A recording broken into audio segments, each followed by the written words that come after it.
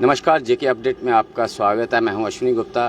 दोस्तों, आज जम्मू में गुलाम नबी आज़ाद ने पहले नवरात्रि के मौके पर जो है अपनी पार्टी का ऐलान कर दिया। उन्होंने अपनी पार्टी का नाम जो है डेमोक्रेटिक आज़ाद पार्टी रखा है। हालांकि उन्होंने पार्टी का एजेंडा पूरी तरह से क्लियर नहीं किया है, लेकिन उन्होंने ये बात ज़रूर कही है कि उनकी पार्टी जो है वो किसी के साथ जो है किसी को फ़ायदा पहुँचाने के लिए नहीं है, ना ही किसी को नुकसान देने के लिए है। उनकी जो पार्टी है वो एक उसी प्रकार से काम करेगी जैसे कि एक क्लास में अगर बच्चे पढ़ते हैं तो जो बच्चे बेहतर परफॉर्मेंस होती है तो वो फर्स्ट आ जाता है, जिसकी परफॉर्मेंस अच्छी नहीं होती वो फेल भी होता है। तो कहीं ना कहीं आज़ाद ने एक मैसेज दिया है कि उनका जो अलग एजेंडा रहेगा, पब्लिक अगर उनके एजेंडे को स्वीकार करेगी तो वो आगे ग्रो करेंगे। और ये पार्टी जो अभी फ़िलहाल जम्मू में लॉन्च की गई है ये पूरे भारत में काम करेगी। तो इसी पर बात करने के लिए हमारे साथ यहाँ पर मौजूद हैं डीडीसी मेंढर से हैं ज़फ़र इकबाल जी, इनसे हम बात करेंगे। ज़फ़र जी, ये बताएं कि आज आप भी उस प्रेस कॉन्फ्रेंस में मौजूद थे और आपने भी इस पार्टी को ज्वाइन किया हुआ है, तो क्या विज़न रहेगा पार्टी का आगे, किस प्रकार से काम करेगी? देखिए, आज़ाद साहब ने सबसे बड़ी एक चीज़ बता दी कि हमारी जो पार्टी है उसकी सोच जो है वो गांधी जी की विचारधारा के साथ होगी। और हिंदू, मुसलमान, सिख, ईसाई, ये जो चार हैं, ये जैसे दिल के चार चैम्बर होते हैं वैसे ही जो है ये चार लोग हैं, मेरे दिल के बहुत करीब हैं। तो इनको साथ में लेके चला हूं, चलूंगा। इससे पहले भी आज़ाद साहब का आपको पता है कि जम्मू कश्मीर में जब वो सीएम रहे तो उनने, चाहे वो जम्मू के लोग हों, चाहे वो कश्मीर के लोग हों, चाहे वो खित्ता पीर पंजाल के हों, चाहे वो चनाब के हों, चाहे लद्दाख के हों, सबको एक नजर से देखा। इससे पहले ये चीज नहीं देखी जाती थी। और दूसरी बात यह है कि उनने ये बात कही कि जम्मू के अंदर, जो जम्मू कश्मीर के अंदर जो महाराजा जी का जो मतलब एक सोच थी, क्योंकि उनकी ये सोच थी कि जो मेरे लोग हैं उनकी जो जमीनें हैं वो बची रहें, उनकी नौकरियां जो हैं वो बची रहें, उस पर हम काम करेंगे। जो हमारा मेन फोकस आज की डेट में रहेगा वो यही रहेगा कि जो बाहर वाला कोई आके नौकरी ना करे, बाहर वाला आके कोई जम्मू कश्मीर के सिवा जो लोग हैं वो उनके बगैर जो है कोई नौकरी ना ले, ताकि हमारे जो जम्मू कश्मीर के जो लोग हैं वो इज्जत की जिंदगी जो है बसर कर सकें। हमारा मेन जो है इस वक्त ये। तो बाकी डेवलपमेंट की जहां तक बात की जाए, कहते हैं आजमाए हुए को आजमाया नहीं जाता। मेरे ख्याल से 2.5 साल में 2.5 साल का वक्त, इससे पहले सब पार्टीज को मौका मिला, लेकिन आपने देखा होगा कि गुलाम नबी आज़ाद साहब का 2.5 साल जो है वो 70 सालों पे कहीं भारी पड़ते हुए नजर आते हैं। बहुत से लोगों का ये भी मानना है कि जिस प्रकार से पंजाब में कैप्टन अमरिंदर सिंह जी का हशर हुआ है, जिन्होंने अपनी पार्टी बनाई और बाद में उस पार्टी का बीजेपी में विलय कर दिया, बहुत से लोगों का ये कहना है कि शायद आज़ाद साहब भी ऐसा ही करें आने वाले वक्त में। देखिए, एक चीज ये क्लियर है कि हम बी टीम सी टीम नहीं, हमने अपना काम करना है। और जो पीछे जो हमने पार्टी छोड़ी, कल ही में आज़ाद साहब ने बताया कि भाई आप सिर्फ अगर वो हमारे खिलाफ बोल रहे हैं तो हमने भी वही काम नहीं करना है कि हम उन्हीं के खिलाफ काम करें ना, हमने काम करके दिखाना है। और जब हम काम करेंगे तो लोगों को दिखेगा। आज जो आज़ाद साहब को जो प्यार मिला, पूरे जम्मू कश्मीर से जो प्यार मिल रहा है, वो मेरे ख्याल से लोग उनके वो 2.5 साल याद करते हैं। और वही वो हमें भी बता रहे हैं कि आप इन चक्रों में मत पड़ो कि आप एक को गाली निकालो, गाली के बदले गाली निकालो। नहीं, बिल्कुल नहीं। आप अपना काम करो, ठीक है। और एक अच्छी, आप लोगों को यह बताओ कि आपका अपना विजन क्या है, आपकी पार्टी का विजन क्या है, हम क्या करने वाले हैं, आप ये बताइए। आप दूसरों की खामियों से अच्छा आप अपने आप को इतना बेहतर बनाइए कि आने वाले वक्त में जो है लोग हमें और हमारी पार्टी को जो है वो प्यार की नजर से देखें। बाकी जो आपने एक सवाल किया, आज ये बात कही जा रही है और वो लोग ये बात कह रहे हैं कि जिनके कहीं ना कहीं जो है वो पुराने रिश्ते रह चुके हैं बीजेपी के साथ। और मैं किसी का नाम नहीं लूंगा, लेकिन अपने गिरेबां पे पहले झांक के देख लेना चाहिए। और दूसरी बात यह कि पहले तो लोग कहते थे कि गुलाम नबी आज़ाद साहब के पीछे प्रधानमंत्री जी रोए तो इसमें कुछ दाल में काला है और इनको प्रेसिडेंट ऑफ इंडिया बनाएंगे, नहीं बनाया। फिर कहते इनको वाइस प्रेसिडेंट ऑफ इंडिया बनाएंगे, नहीं बनाया।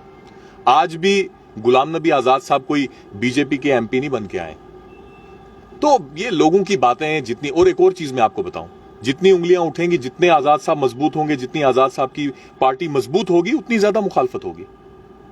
अगर वो आज कुछ नहीं है तो उनके बारे में क्यों कोई बात करेगा? आज गुलाम नबी आजाद साहब एक चेहरा है, इसलिए तो पूरे हिंदुस्तान में बात हो रही है। तो मेरे ख्याल से हमारा अपना विजन है, बाकी हमारी किसी से दुश्मनी नहीं है। बहुत अच्छी बात की इनने। हम लोग पब्लिकली लोगों को यह बताते हैं कि बीजेपी हमारी दुश्मन है, कांग्रेस हमारी दुश्मन ना, दुश्मन कोई नहीं। जब हम लोगों के सामने, हमारी विचारधारा अलग हो सकती है, पार्टीज अलग हो सकती हैं, क्योंकि हमने, एक पहलवान जाता है, वो कुश्ती लड़ता है, एक दूसरे को मारते हैं, लेकिन उसके बाद वो हाथ भी मिलाते हैं, गले भी मिलते हैं। कोई हमारी हिंदुस्तान के अंदर जो रजिस्टर्ड पार्टीज हैं, जो हिंदुस्तान के हक में बात करती हैं, जो हिंदुस्तान के आइन के खिलाफ बात नहीं करती, कोई भी हमारा दुश्मन नहीं। हाँ, कंपटीटर हो सकता है।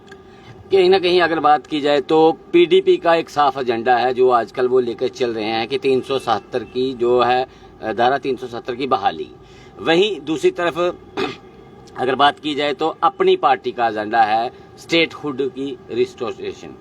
तो जो आज़ाद साहब ने जो पार्टी आज बनाई है डेमोक्रेटिक आज़ाद पार्टी, तो इसका क्या एजेंडा रहेगा?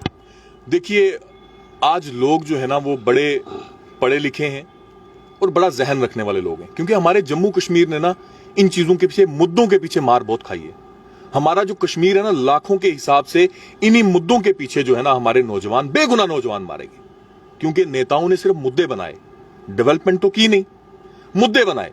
हिंदुस्तान का भी खाया, दूसरे मुल्क का भी खाया, लेकिन अपने जम्मू कश्मीर को वो बेहतर नहीं कभी बना पाए।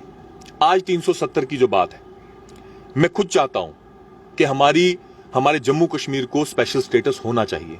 मैं खुद चाहता हूं, क्योंकि ये यहां का जो घर का मालिक था, महाराजा जी, ये उनकी देन है, ये किसी पार्टी की देन नहीं है। जो इस घर का राजा था वही चाहता था कि हमारे लोग जो हैं वो एक प्रोटेक्शन में रहें, बाहर वाले लोग आके उनको परेशान ना करें। उनकी सोच बहुत अच्छी थी। अब यह है कि 370, अब जो लोग कहते हैं कि 370 हम वापस लाएंगे, भैया आप ही की वजह से तो गया है। आप आज बीजेपी के खिलाफ बोल रहे हो, किस मुंह से बोल रहे हो यार? आपने लाया, इस जम्मू कश्मीर में लाने वाले आप हो, पुराने रिश्ते हैं आपके। आज आप लोगों को बेवकूफ बना रहे हो, हम लाएंगे 370। लाएंगे कैसे? बीजेपी के पास नंबर्स हैं, और आजाद साहब ने एक बात की कि ठीक है, जब हमारे पास नंबर्स होंगे तो हम भी कोशिश करेंगे कि हमें स्टेटस मिले, स्पेशल स्टेटस हमारी स्टेट को मिले, चाहे उसका नाम 370 हो, चाहे कुछ भी हो, लेकिन वो चीज हमें चाहिए है। आज हमारा स्टैंड है, लेकिन आएगा कैसे, ये किसी के पास जवाब नहीं। आजाद साहब ने यहाँ तक एक बात और कही है कि कहीं ना कहीं अगर उन्होंने कहा है कि ये पूरे हिंदुस्तान में काम किया जाएगा, अगर पूरे हिंदुस्तान में ये पार्टी काम करेगी तो फिर ये जो आपने अभी बात कही कि स्पेशल स्टेटस जम्मू कश्मीर को जो है आप भी चाहते हैं, यानी कि पीपल जो आजाद साहब की नई पार्टी है वो भी चाहती है कि स्पेशल स्टेटस मिले, किसी भी रूप में मिले, चाहे 371 के रूप में मिले या 70 के रूप में वापस मिले। लेकिन अगर पूरे हिंदुस्तान में आपको काम करना है तो इस प्रकार की बातें क्या आगे जाके इफेक्ट नहीं करेंगी? सर, मैं आपको बताऊं कि हिंदुस्तान एक ऐसा मुल्क है, ये बीजेपी को भी समझना चाहिए, कि जो अपने वादे का बहुत पक्का है। इसीलिए आज इतने धर्मों के लोग यहां पे रहने के बावजूद भी हमारे देश का नाम पूरी दुनिया जानती है। और ये जो वादा हुआ था हिंदुस्तान के बीच में और राजा के बीच में, मेरे ख्याल से उन वादों को भूलना नहीं चाहिए। जो राजा जी के, हम ये कहते हैं कि हम कोई नया वादा नहीं बोल रहे, हम कह रहे हैं कि जो राजा जी के साथ आपके जो वादा हुए थे उस टाइम पे, वो वादे जो हैं आप ना भूलें, उनको आगे लेके चलें।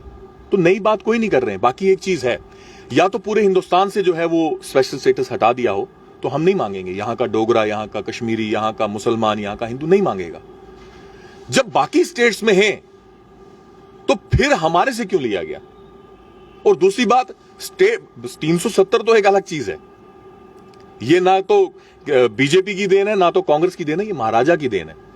वो तो आपने हमारे से छीनी। हमारी स्टेट भी जो है वो मतलब हमारे से छीन ली। आज मैं साफ बात आपको कहूं कि आज हमारा जो जम्मू कश्मीर है सियासी तौर पे यतीम है। आज की डेट में लोग बहुत परेशान है। किसको अपनी बात सुनाएंगे?